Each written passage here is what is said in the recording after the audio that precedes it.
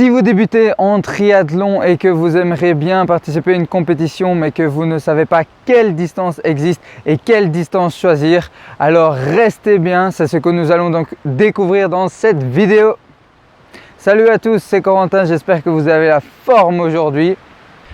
Aujourd'hui, je vais répondre à une question qui m'est assez souvent posée et à laquelle beaucoup de débutants ne connaissent pas la réponse, à savoir quelles sont les différentes distances en triathlon. Avant toute chose, n'oubliez pas de bien activer les notifications pour ne pas rater la vidéo de jeudi. Sans plus tarder, rentrons dans le vif du sujet. Cette vidéo sera divisée en 4 grands points car il y a 4 distances principales en triathlon. Nous allons les parcourir de la plus petite à la plus grande.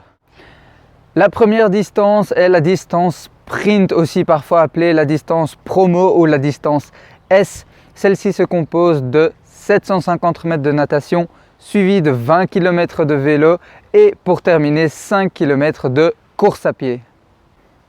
Les meilleurs de la discipline termineront une course de distance sprint en un petit peu moins d'une heure et pour un débutant, je pense que vous pouvez aller taper entre 1h20 et 2h. Il est bon aussi à savoir que la distance de la partie natation peut varier un petit peu, en général de 500 mètres à 800 mètres, ainsi que la distance pour la partie vélo qui peut s'allonger jusqu'à 25 km pour les besoins de la course. La seconde distance la plus connue en triathlon est la distance olympique, aussi appelée parfois la distance M ou la distance classique. Elle se compose de 1,5 km de natation suivi de 40 km de vélo et pour terminer 10 km de course à pied. Les meilleurs de la discipline achèveront une course de cette distance en un petit peu moins d'une heure. Et pour les débutants, je pense que la durée devrait tourner autour de 2h45 et 4h pour une distance olympique. La troisième distance la plus connue en triathlon est la distance half, aussi appelée la distance 70.3.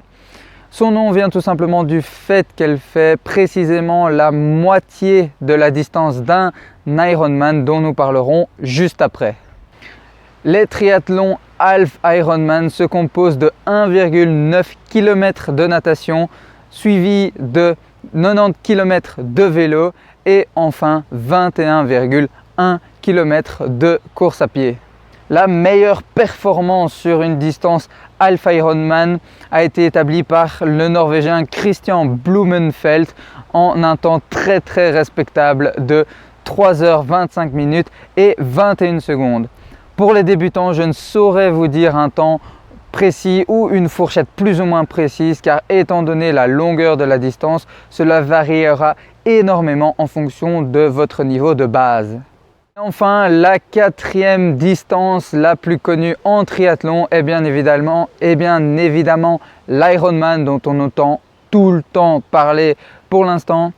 Pour ceux qui ne le savent pas encore, un Ironman se compose de 3,8 km de natation suivi de 180 km sur la bicyclette et termine par une jolie petite course à pied de 42 km et 195 mètres, soit un marathon entier.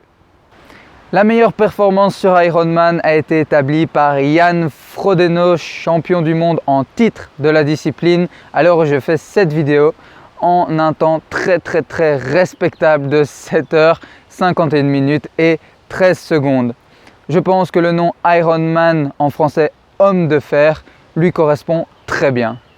Vous entendrez également parfois parler peut-être de certaines distances comme le relais en équipe de 4 qui est de 250 mètres de natation, 5 km de vélo et 2 km de course à pied pour chaque coureur. La distance super sprint ou XS qui se compose de 400 mètres de natation, 10 km de vélo et 2,5 km de course à pied. La distance L qui est respectivement de 3 km de natation, 80 km de vélo et 30 km de course à pied.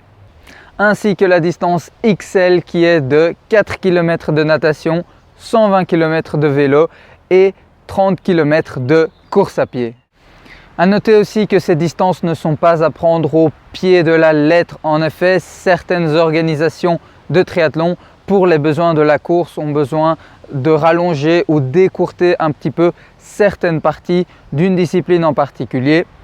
Ne vous étonnez pas non plus de retrouver sur certains sites en ligne de certains triathlons des noms un petit peu spéciaux ou différents, des noms classiques pour une distance donnée.